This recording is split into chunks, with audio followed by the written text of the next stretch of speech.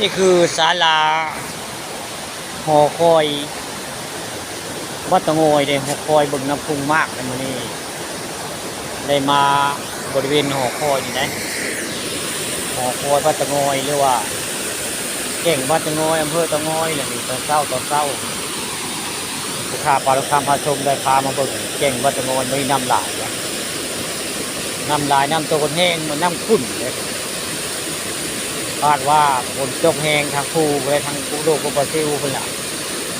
ทางบ้านนาคินนาคทางซึ่งนี่คือทางใต้แต่วัดตะโงยอยู่ทางใต้ใต้ของดูภูปะซิวทางใต้ก็มีคนตึกจะดุ้งได้ตึกจะดุ้งได้ทางใต้อยู่2 คนใต้ลงไปก็มีอยู่2 คนตึกจะดุ้งทางใต้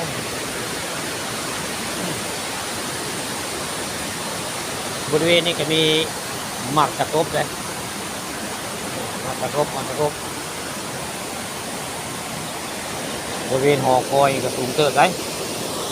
จากนี้ลงไปก็ประมาณ5-6 เมตรก็ได้นี่ก็สูงเติบมีคนยกจะดุ้งทางใต้ได้นี่ยิงมีมาไปเห็นประจำเขาเจ้ามายกจะดุ้งของผู้สาวผู้เลี้ยงเนี่ยเขาเจ้ามาดันน้ำกระแห้งเนี่ยบริเวณนั้นแก่งบัตตะงอยเรียกว่าผายน้ำล้น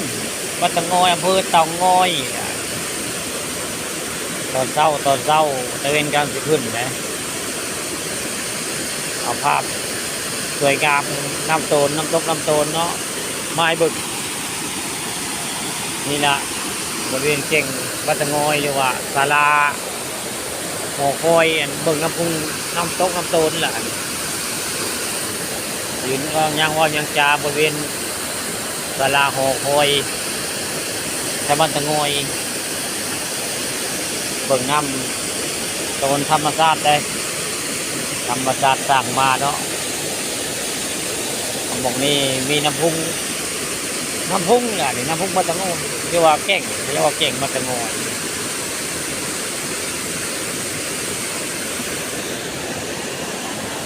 ถ้าตึกป่านี่ก็มาประจำนะมาประจำเห็นประจำบุคคามาเห็นกับเจ้าประจำเลยผู้เดียวนี่ตะเกาผู้เดียวได้มื่อนี้เห็นสองคนมากันได้มื่อนี้จะปัตตงอยมาหยกยอจะดุ้งประจำเจ้าก็ได้ประจำนะ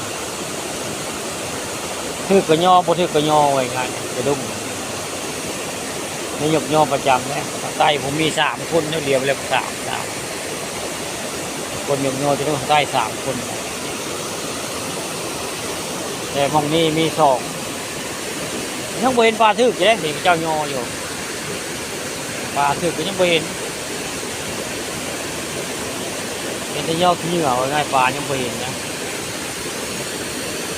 ยังบ่เห็นปลาทึกแต่เขาเจ้ายออยู่บ่ยากน้ำนี่ก็ตะคนแห้งก็ได้น้ำนี่ก็ได้หยกยออีกแล้วเอ้าถึกอยู่บ่ถึกเลย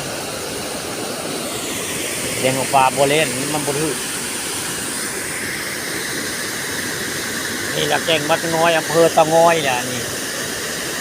ข้าปานข้ามพามาเบิ่งน้ำตกน้ำโตน